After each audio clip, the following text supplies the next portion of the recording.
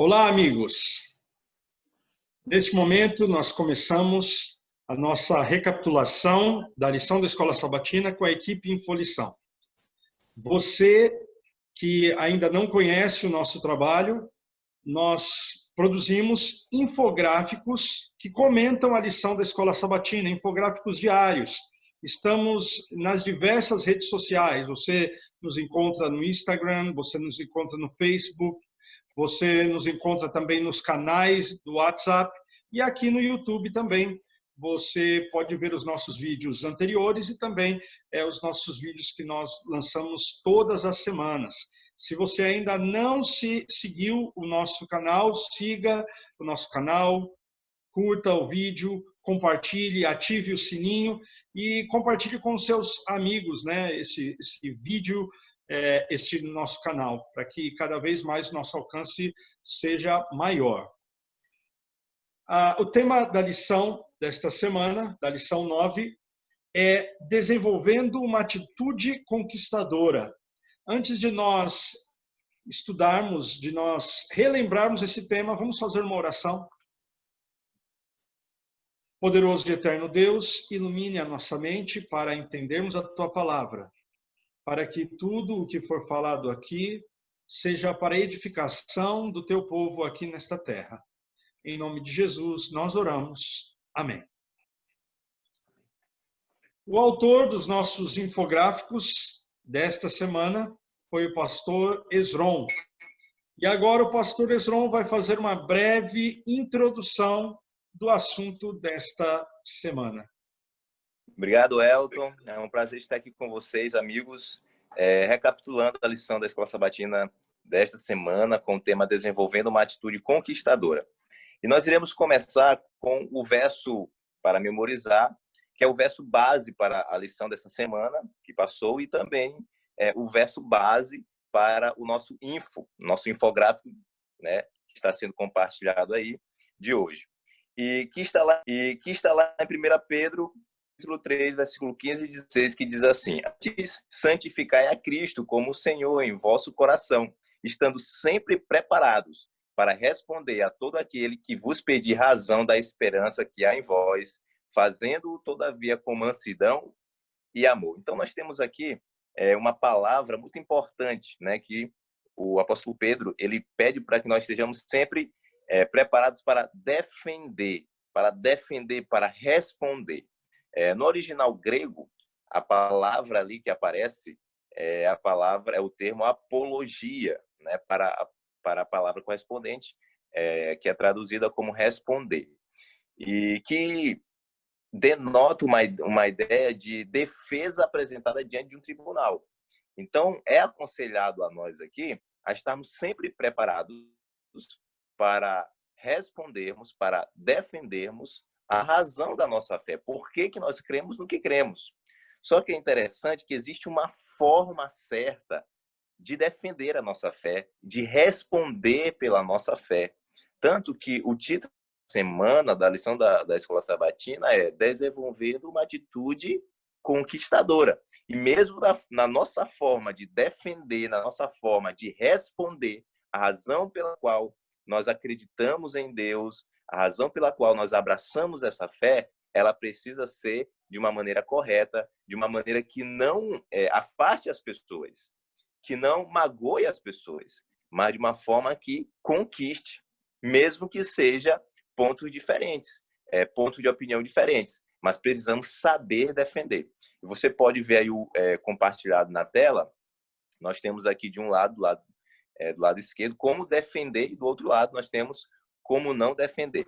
Iremos comentar sobre cada um deles. A primeira coisa que nós encontramos aqui no início do texto, no início do verso bíblico, é santificai a Cristo. Então, quando nós formos defender a nossa razão pela qual nós acreditamos em Deus, por que nós abraçamos essa fé um dia e por que nós nos mantemos firmes nesse caminho até hoje, nós precisamos colocar Deus em primeiro lugar.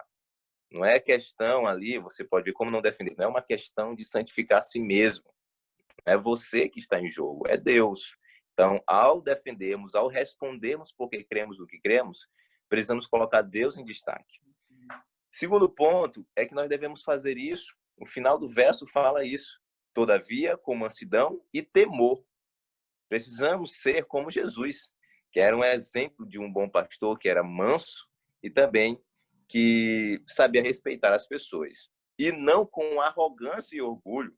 E às vezes nós percebemos isso quando a pessoa vai defender a fé ou então alguma doutrina da igreja, alguma crença da igreja, ela fere as pessoas, tem uma atitude que fere as pessoas, acaba machucando as pessoas e age e fala com arrogância e com orgulho, sendo que o texto bíblico fala que é para a gente falar com mansidão e temor, porque o objetivo principal é conquistar essa pessoa.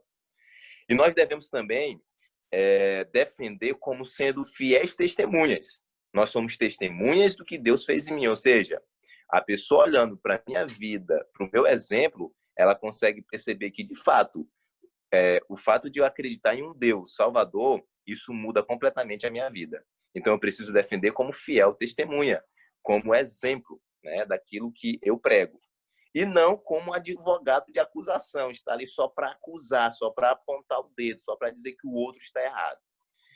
E o último tópico aqui é que nós precisamos defender a nossa fé, responder porque nós cremos no que cremos, para ganhar almas. E não apenas para discutir, para ganhar uma discussão.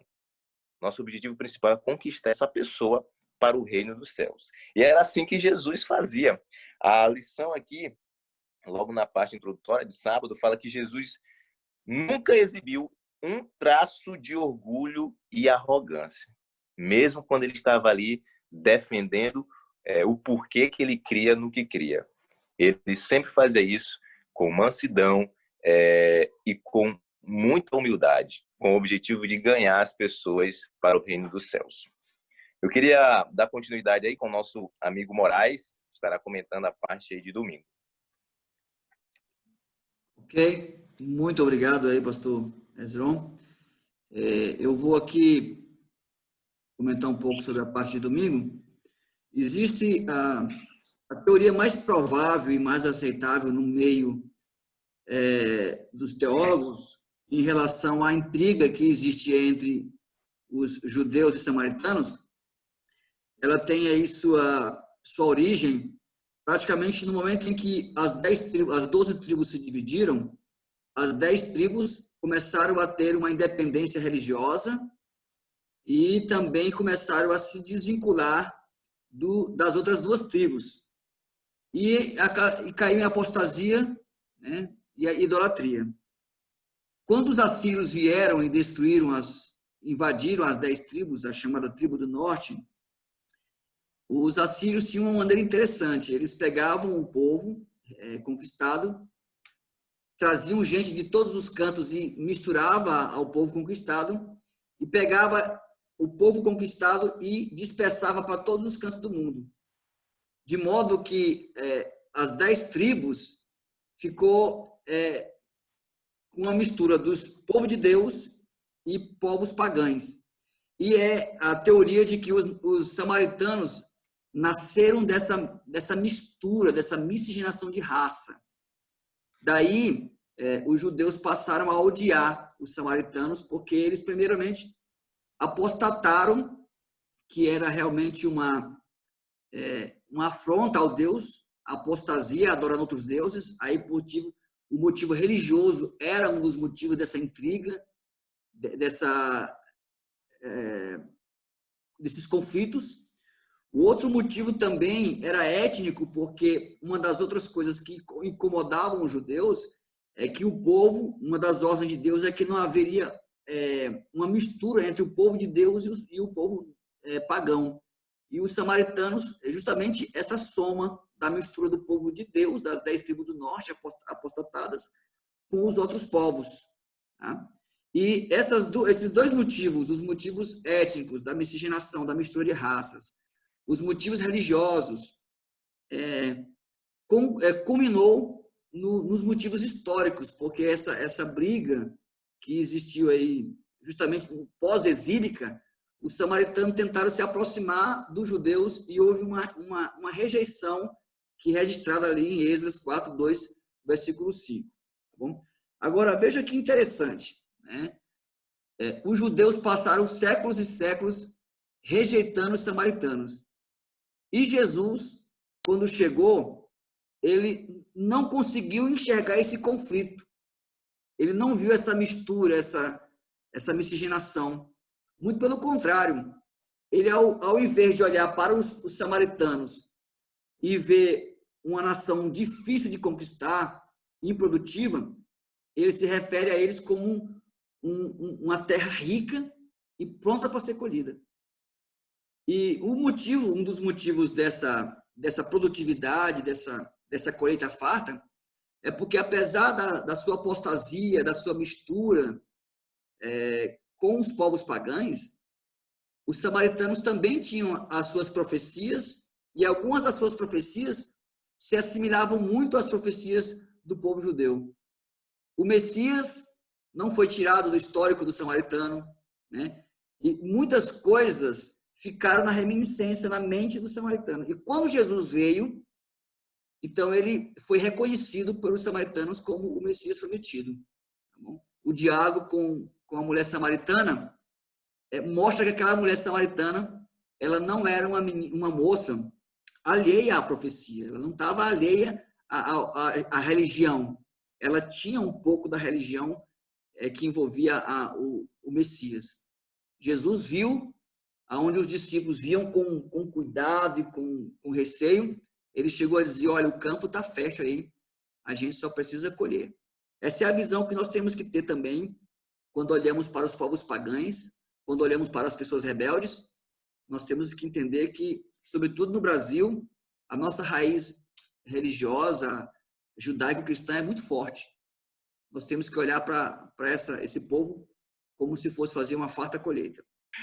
É interessante que o preconceito poderia fazer com que essas pessoas não recebessem a mensagem.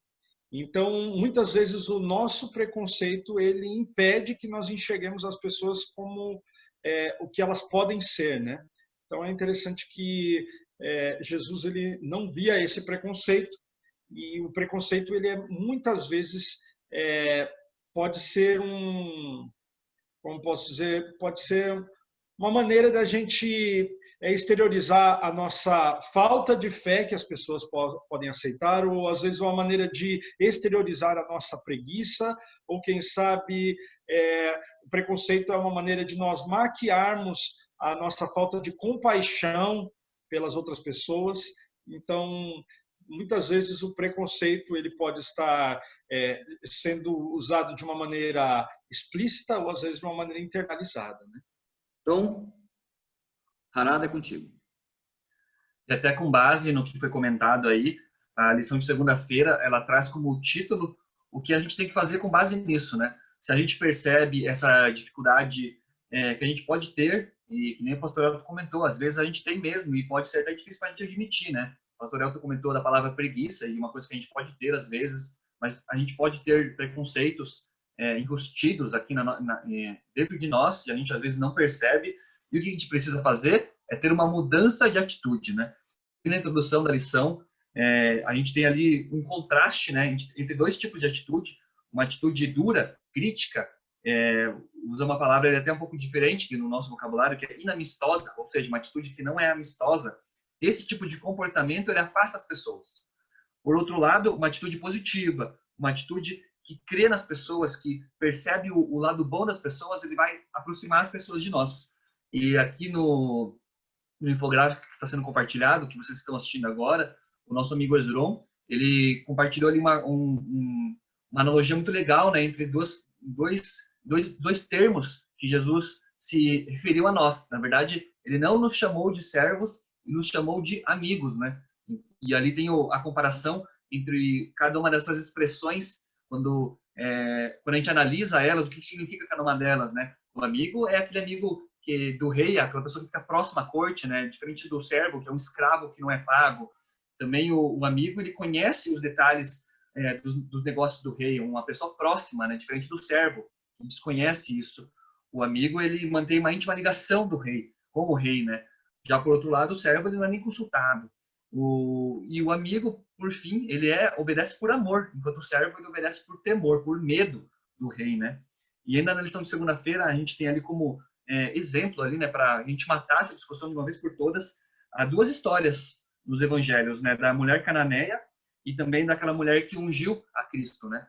Quando a gente vê a história da mulher de Cananeia, me faz lembrar um pouco também do que Jesus fez com a mulher samaritana. Jesus ali, de acordo por conta do histórico, né, que existia entre aqueles povos, Jesus ele tinha, entre aspas, todos os motivos para rejeitar essa mulher, como inclusive parecia que ele estava fazendo no início, parecia que ele estava ignorando ela. Mas a gente percebe ali que, pelo contexto, Jesus estava esperando ela fazer uma demonstração de fé para logo em seguida ele falar uma frase que é muito bonita, né? E, no final das contas, Cristo, ali naquele momento, ele elogiou a fé. Ele disse assim no versículo 28, depois da insistência para que ela pedisse a cura para a filha, né? Jesus disse, né? Ó mulher, grande é a tua fé.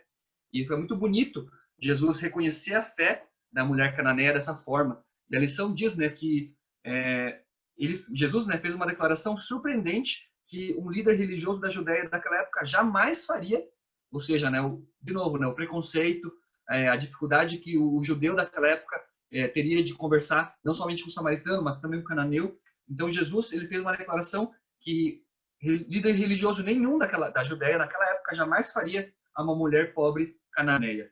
E então, no final das contas, ele identificou ali, né, elogiou aquela mulher por conta de sua fé. E na história seguinte, né, a história de Marcos, relatada em Marcos 14, 6-9, da mulher que ungiu os pés de Jesus, de novo, né, Jesus ele reconheceu ali o quanto que aquela mulher estava fazendo era o correto, né? Enquanto outros criticaram, Jesus elogiou e aprovou as ações dela.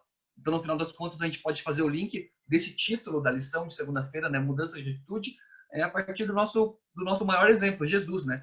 Jesus, ele mudou de atitudes com relação ao samaritano, mudou de atitude com relação aos cananeus, mudou de atitude com relação a uma mulher que estava fazendo algo que era reprovável aos outros discípulos naquele momento ali. O próximo a comentar aí seria o Ramon, a parte de terça-feira. Se quiser dar um adendo aí, fica à vontade. Pois não, a parte de terça-feira tem como título Apresentando a Verdade com Amor. Então, nós percebemos que Paulo ele sempre procurava o que era positivo nas igrejas às quais ele ministrava.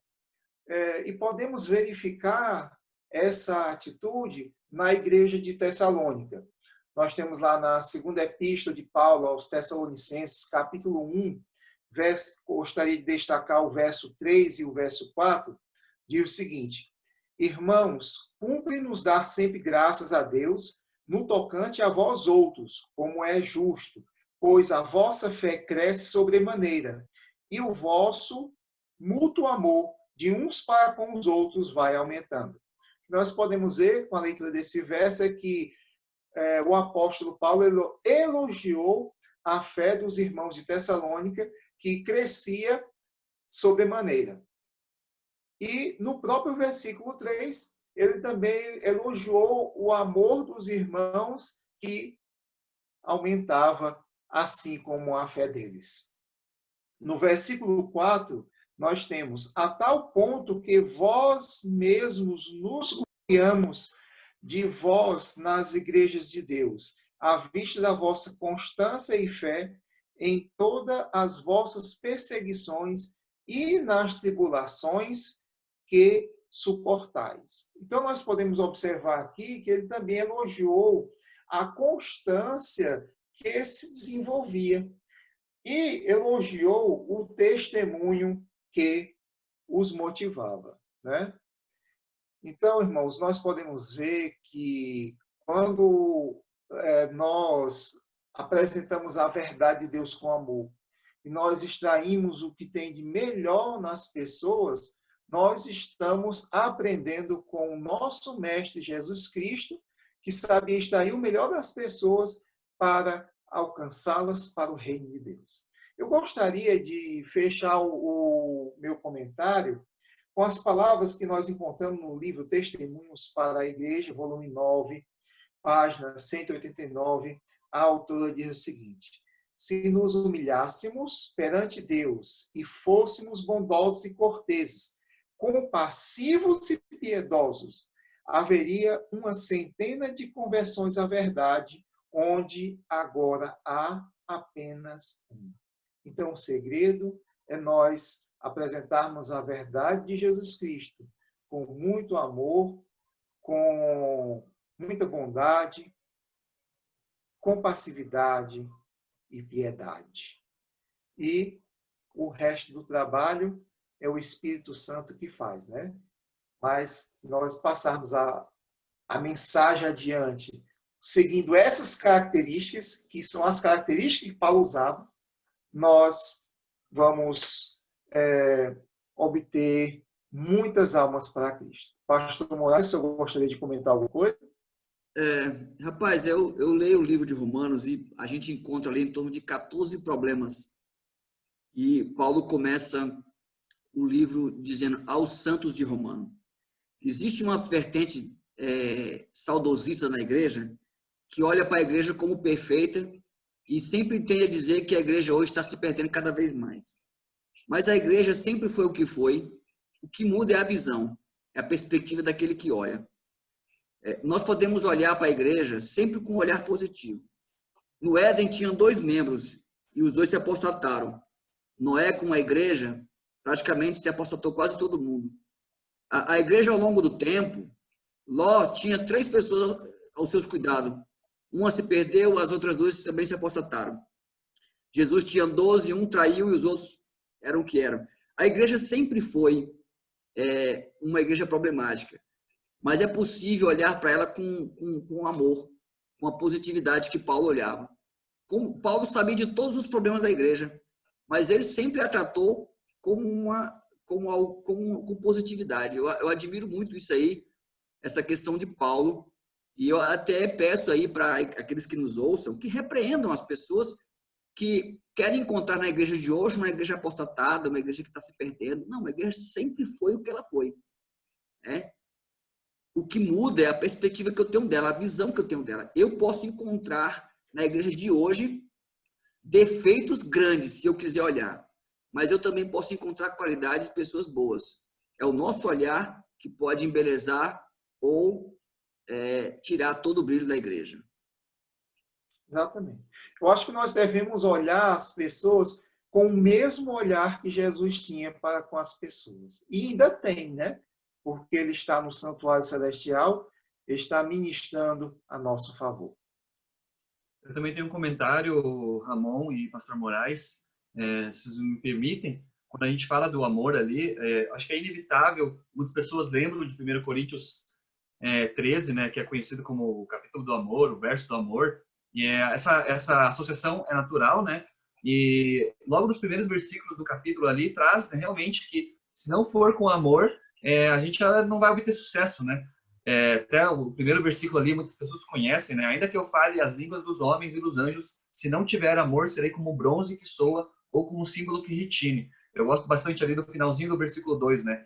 Ainda que eu tenha tamanha fé a ponto de transportar montanhas, se não tiver amor, nada serei. Então, esse ingrediente, né, que é o amor, se a gente não utilizar-se dele para, que nem diz o título, apresentar a verdade, a gente vai ter uma apresentação capenga ou talvez ineficiente, muitas vezes até inútil, né? A gente pode, às vezes, prejudicar a pregação do evangelho se faltar esse componente essencial que é o amor. Obrigado, Eduardo. Agora o pastor Esron dá sequência aí. Ok, dando continuidade, vamos comentar um pouquinho sobre a parte de quarta-feira, onde vem falando sobre o fundamento da aceitação. E praticamente dá continuidade ao que foi comentado agora há pouco, né, sobre a parte de terça-feira, como apresentar a verdade com amor.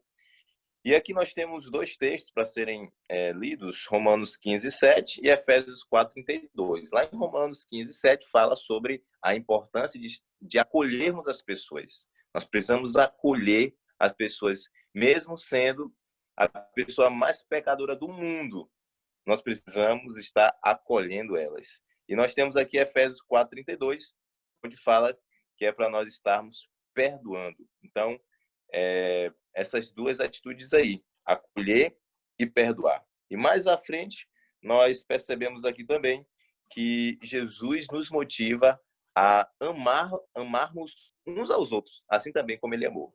Interessante aqui no infográfico que o fundamento da aceitação é baseado naquilo que Cristo fez. Então, tudo aquilo que Cristo, através da sua palavra, ele nos pede, ele já fez. Ele pede para nós acolhermos uns aos outros, e ele nos acolheu, mesmo sendo pecadores. Podemos ver isso em Romanos 15:7. Pede também para nós perdoarmos uns aos outros, e ele também nos perdoou. Podemos ver isso em Efésios 4:32. Pede também para nós amarmos uns aos outros, e ele fez isso, e continua fazendo a cada dia. Lá em João 13:34 fala sobre isso, que Cristo nos amou. Agora, uma coisa muito interessante sobre acolher as pessoas, para mim, a parte aqui de quarta-feira foi a parte que mais me tocou, né? Porque o autor aqui, Mark Phillips, ele faz algumas perguntas muito interessantes. Por exemplo, ele fala o seguinte: visto que Cristo perdoou e aceitou cada um de nós, como podemos nos recusar a perdoar e aceitar uns aos outros? E aqui no segundo parágrafo ele também fala o seguinte: pense bem no que significa. Pense em si mesmo. Pense em você mesmo. Pense quem eu sou. Pense nos pecados que nós estamos sempre lutando para poder abandoná-lo. Coisas que talvez só você saiba.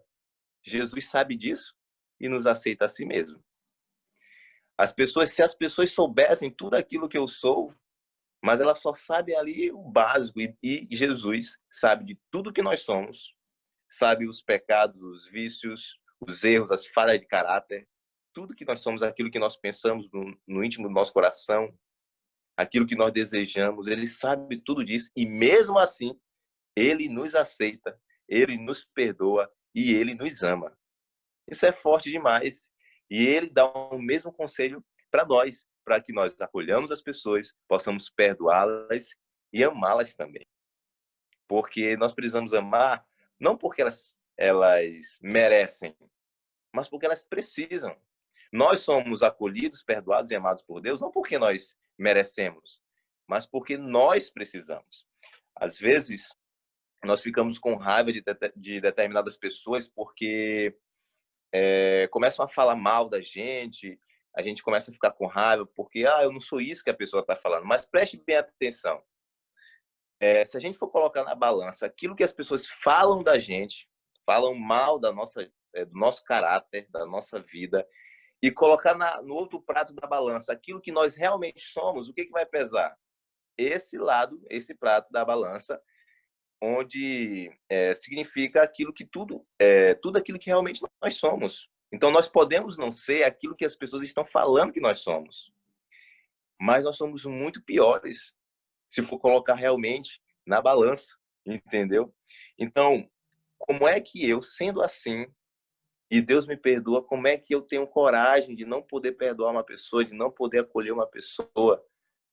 Então, o conselho de Deus é justamente isso. Mas, ao mesmo tempo, ele fala o seguinte: a atitude de Jesus não é faça o que você quiser. Não importa o que você tenha feito, estou disposto a perdoá-lo. Ou melhor, faça o que você quiser, está tudo bem. Eu ainda aceito você. Então, a atitude de Jesus não é essa. A atitude de Jesus é o seguinte: olha, não importa o que você tenha feito, eu te aceito. Ponto. Não importa tão fundo do poço você tenha ido, tão distante você tenha ido, eu te aceito. Agora, uma coisa é verdade. Uma vez que você vem até a mim, eu quero começar uma vida de transformação em você. Quero começar a transformar a sua vida. Então, é assim que Deus age. Ele nos aceita, nos perdoa, nos ama, nos acolhe do jeito que nós somos. Ele mesmo disse: vinde a mim, do jeito que vocês estão. Mateus 11:28. Mas uma vez que ele nos aceita, uma vez que ele é o nosso Salvador, ele quer também ser o nosso Senhor, dizendo aquilo que nós precisamos fazer para mudar a nossa forma de agir e pensar. Então, Deus, ele diz o seguinte: não importa o que você tenha feito, estou disposto a aceitá-lo perdoá-lo e amá-lo. Mas também dá poder para você mudar a sua vida. Esse é o Deus que nós servimos. É um Deus que nos acolhe, que nos perdoa e nos ama. E, ao mesmo tempo, ele pede isso para cada um de nós, para que nós façamos isso com o nosso próximo. Podemos dar continuidade a partir de quinta-feira com o pastor Elton. Ok, meus amigos. O tema é equilíbrio entre verdade e amor. Na introdução diz, o amor sempre busca o melhor para o outro. Não há conflito entre amor e verdade. E nós podemos ver isso em João, capítulo 14, verso 6. O nosso amigo, o Eduardo, ele falou sobre 1 Coríntios 13, né? É interessante que ele falou sobre o início, agora vou falar sobre o fim. 1 Coríntios 13, para a gente não ficar redundante aí. Mas é interessante que quando você vê 1 Coríntios 12, 13, 14, é uma unidade literária. Em 1 Coríntios 12, Paulo ele está falando sobre a diversidade dos dons. E quando nós analisamos ali as cartas de Paulo à igreja de Corinto, nós vemos que eram pessoas que eles tinham dons, que eles tinham talentos, que eles eram pessoas capazes, mas que faltava uma certa maturidade neles. Nós podemos ver isso no capítulo 13 e no capítulo 14. Enquanto o capítulo 12 fala da importância da diversidade de dons da igreja como um corpo, o capítulo 13 fala do amor, onde ele vai falando que o amor é supremo, fala que um dia a profecia não vai existir mais, um dia o dom de línguas não vai existir mais, o dom de conhecimento, a ciência, né, que fala, não vai existir, mas vai sobrar o amor. Né, fala a fé, a esperança e o amor, mas o maior deles é o amor. É interessante que Paulo ele fala, quando eu era menino, eu tinha pensamento de menino, coisas de menino, mas agora que sou grande, mudei. Então, o que Paulo estava querendo dizer é, amadureçam. Amadureçam. A verdade ela tem que ser utilizada com amor. O amor ele tem que estar junto com a proclamação da verdade. Então não adianta nada você ter dons, você ter talentos, você ser uma pessoa eloquente, mas se o amor não for o dom supremo que guia os teus outros dons ou o teu conhecimento, de nada vai valer. Então aqui no infográfico nós vemos isso de uma maneira bem prática. Que a verdade sem amor se torna legalismo. Ou seja, uma pessoa que apresenta a verdade sem amor, sem preocupação com o próximo, sem a preocupação com salvação, ela se torna um legalista. Ela se torna a mensagem pela mensagem, sem um fim, sem um objetivo salvífico. O amor sem a verdade ele leva ao sentimentalismo. Então, quando você enfatiza muito o amor e a aceitação, mas deixa a verdade de lado, alguns pilares, como a justiça, como a condenação, o juízo, vão ficar de lado. E com isso nós teremos uma mensagem permissiva. Então, o amor sem a verdade, o amor sem doutrina, eu acho que a gente pode usar até essa expressão, traz um sentimentalismo barato. E hoje em dia nós vemos cada vez mais um discurso, até mesmo de pastores, de líderes, aonde estão falando que devemos aceitar mais as pessoas, devemos ter amor pelas pessoas, e isso não é errado, isso é bíblico, mas isso não exclui de que a verdade deve ser pregada, de que o juízo deve ser anunciado, de que a condenação ao pecado deve ser pregado também. E agora a verdade com amor, ela é a base do cristianismo. E nós vemos que Jesus, ele falava verdades. Jesus, ele não, como dizem aí, ele não colocava panos quentes. Jesus, ele via o pecado das pessoas e ele falava contra o pecado das pessoas, às vezes de maneira bem dura, bem forte, mas ele falava isso tudo com amor, com a preocupação. Então, eu creio que o equilíbrio entre a verdade e o amor devem estar presentes na nossa proclamação. Assim como está no verso para memorizar, que é citado mais uma vez na parte de quinta-feira, de 1 Pedro, capítulo 3, verso 15 e 16. Antes, santificai a Cristo como Senhor em vosso coração, ou seja, com vosso sentimento, estando sempre preparados para responder a todo aquele que vos pedir razão da esperança que há em vós, fazendo-o todavia, no verso 16 diz, com mansidão e temor e com boa consciência. Então aqui nós vemos que a verdade tem que ser anunciada, a palavra de Deus tem que ser defendida, mas com amor, com paciência e com humildade. Muito bonita lá no livro Desejado de Todas as Nações, página 826 e 827, onde vem falando de pelo menos 3 características de Jesus, né? Em Cristo nós podemos encontrar, nós podemos ver aí no nosso infográfico, né? Nós podemos encontrar a ternura de um pai, ou melhor, corta essa parte aí. Na verdade, a ternura de um pastor. Vamos lá. Muito bem, estamos aqui caminhando para a nossa conclusão da lição dessa semana. Estamos recapitulando aqui. E nosso estudo adicional, nós temos uma citação muito bonita lá no livro Desejado de Todas as Nações, página 826 e 827. E nós encontramos aqui pelo menos 3 características em Cristo: a ternura de um pastor, a afeição de um pai e a graça do Salvador.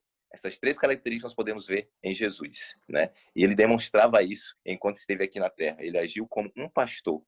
Ele mesmo disse, olha, eu fico muito triste, a palavra usada ali, a palavra no grego esplagnizomai, ele se compadeceu. Esplagnizomai é uma dor nas entranhas. Ele se compadeceu ao ver as pessoas, a grande multidão, como ovelhas que não têm pastor. E aqui nós podemos ver nesse texto, né, de Ellen White, de que é mostrado aqui a ternura de um pastor. Enquanto Jesus esteve aqui na Terra, ele realmente foi um grande pastor dessas pessoas. E também podemos ver a afeição de um pai. Afeição de um pai. Nós podemos ver isso na história ali do filho pródigo, onde o pai estava sempre com os braços abertos, estava sempre preparado e disponível para poder receber o seu filho. E estava ali todo o tempo, esperando por ele. E nós podemos ver também que Jesus era uma pessoa assim, onde nós podemos encontrar a afeição de um pai. E a graça de um Salvador. Lucas 19:10 nos diz, porque Jesus veio ao mundo para buscar e salvar o perdido. Nesse momento eu vou pedir aqui ao Eduardo Harada que conclua aí com uma oração. Então, convido a todos aí que estão nos assistindo fecharem seus olhos para falarmos com Deus. Querido Deus, Pai, obrigado, Senhor, por essa semana de estudo que o Senhor nos deu a respeito de um tema importante, Senhor, em que o Senhor nos ajudou a desenvolver uma atitude conquistadora. Muitos temas foram estudados aqui durante a semana, revisamos aqui muito brevemente.